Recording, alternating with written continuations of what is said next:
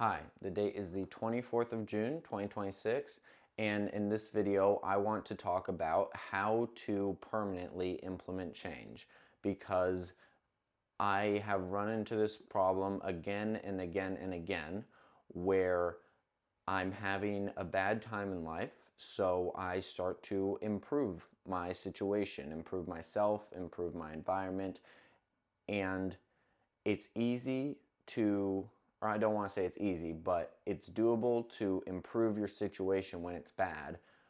But what do you do when it actually starts to improve? Because to reference kind of a dopamine reset, your dopamine is up here, and then you get that dopamine high, it goes up to here, and then it goes lower. But it's the same with self-improvement. Your self-improvement just keeps going up. So then when you fall back into your old habits, not only can you get the enjoyment out of your old habits, but you can feel, oh, you can allow yourself to get that enjoyment out of your old habits because you feel good about yourself. You've had a really productive day. You've changed some of your old habits. Maybe you quit doing something really bad, and that's good. So then you give yourself permission to go into your bad habits. And I think this is so hard to break because it actually works. Because with your brain, when you do stuff more, it becomes easier. When you do stuff less, it becomes harder. So if you improve for 51% and indulge 49%, over time, you will get better. And I think that's the trap a lot of people fall into, is they do get better over time. But changing the ratio is an option. You can get better 80% of the time and indulge 20%. You can try to get rid of the entire ratio and just improve 99% of the time. And the trick is to enjoy it while doing it. You know, your life actually starts to improve, so you actually start enjoying your life more. And the first thing you have to remind yourself, because you won't be able to remember all this when you're improving and then you want to indulge in something, like I've had a really productive day, I want to go watch YouTube, or I want to go scroll on my phone. I want to go watch, I don't want to watch self-improvement anymore. I want to watch stimulating content. And I can allow myself to do that. I can take the pressure off. I can just enjoy myself. But that's not actually enjoying myself. That's just saying, okay, I've improved for 80% of the day. I can have the last 20% off. But what if instead, the one line that I need to remind myself is it gets easier. The less I do it, the easier it'll get not to do it. And the more I do it, the easier it'll get to do it. So if I was going to go scroll on my phone, but then I reminded myself, the next time I want to scroll on my phone when I feel like I've had a productive day, it'll be easier not to do it if I don't do it now. And that's just what you got to remind yourself, because it's not easy. Because you're like, well, if I just keep improving, you know, I've done good today. I've improved. I've learned this new concept that'll help me change my life. I've improved 99%. I can have 1% of indulgence. But if you go for that 1% of indulgence, and you may improve over time, but that's not changing your ratio. I feel like that is the difference between people who kind of live the life that they want to and people who are stuck between polarity of enjoying their life at some points and then putting themselves back into, I feel like life will automatically put you down and you can learn from that, but suffering is staying in the same position. Suffering is keeping yourself in a position when you could go so much higher. You could go somewhere else. You could live the life you're meant to. And I think that that's a lot of talking when it's very easy to just indulge for a night.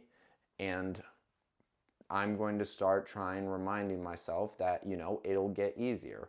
The good stuff will get easier, the bad stuff will get easier to stop. And then something else kind of happens when you start enabling this, is your life actually starts to go in the direction that you want it to. And then it gets scary because for me personally, my connections and my friends are a big part of my life, and I start to lose certain friends, but then my relationship starts to strengthen with other friends. And it's like this crazy thing where my life is transforming in a way that I want it to, with where I only take the actions that are in my best interest. So I'm not scrolling on my phone. I'm just actually going and getting some sleep, and I'm changing the ratio from self-improvement and improvement 51% of the time to keep strengthening those kind of pathways in my head to 100% of the time. 100% of the time, I'm in the present moment and I'm doing what is in my best interests, and I'm not indulging, and I'm following my pathway. And then this crazy thing happens where I go where I'm meant to go, and I enjoy my life because it's no longer a dopamine response. It's no longer it goes up and then it goes down. It's just a constant state of being where good and bad, where usually good and bad, they're destroyed by time, where, you know, dopamine goes up over time, after, then it goes down, then over time it goes back to normal, where the only suffering is to keep yourself keep doing something that's hurting you, keeping yourself, making it so time can't help you. And then this is just fully going into the idea that bad things I'm going to learn from, and good things I'm going to enjoy in the moment, but then let go. And so nothing is no longer good or bad. It just is what it is. And you are just in a constant state of living your life as you should. And this is a very eerie concept where I haven't actually had long enough to fully integrate this into my life, so I'm speaking in kind of a theoretical way. But in the chances that you do want to implement change and you keep falling into old habits and you keep going with the 51% ratio, it gets better 51% of the time. So over time it will get better, that's true. But we don't have forever. And so why not enjoy your life fully? Where enjoying your life is different than indulging in dopamine activities. And yeah, it can put pressure on you. It can put pressure on because you want that indulgence. And it's uncomfortable when you don't get it because you've got it for so long. That's when you got to tell yourself it gets easier. It'll get easier the more I don't do this specific thing.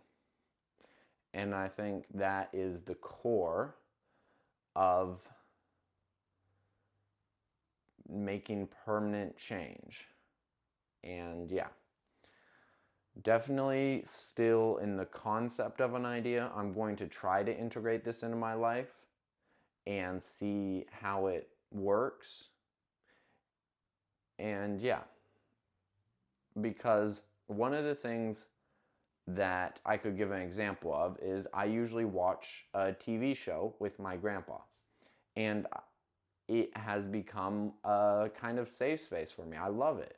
We have a great time, but the more I say, you know, I've done really well today, maybe I can just indulge and go watch a show, then I'm no longer watching the show to have a good time with my grandpa. I'm now shifting it from having a good time to indulging. I just want to go and get that hit of dopamine. And I think that's where you can tell the difference between indulging and having a good time. Is if I'm having a good time, I'm going there, I'm gonna have a few laughs with my grandpa watching the show, enjoy some snacks, and then leave when it's healthy to leave, not just stay there the whole day. But it's indulgence when I'm not going to talk with my grandpa or make jokes or anything like that. I'm just going to get that dopamine hit. So it's more of an addiction than it is an addiction and indulgence than it is being in the present moment and kind of just having a good time. Like, that's why I say when I mean living a good life or enjoying your life, where I talk about these improvement things. These improvements are not just unhealthy self-improvement. It's not the toxic self-improvement. It's improving my life, which in my perspective is making room for those moments of presence with another person. And that's what I see as enjoying my life instead of indulgence. And I think different people will have different ways of what they call enjoying their life, but I think that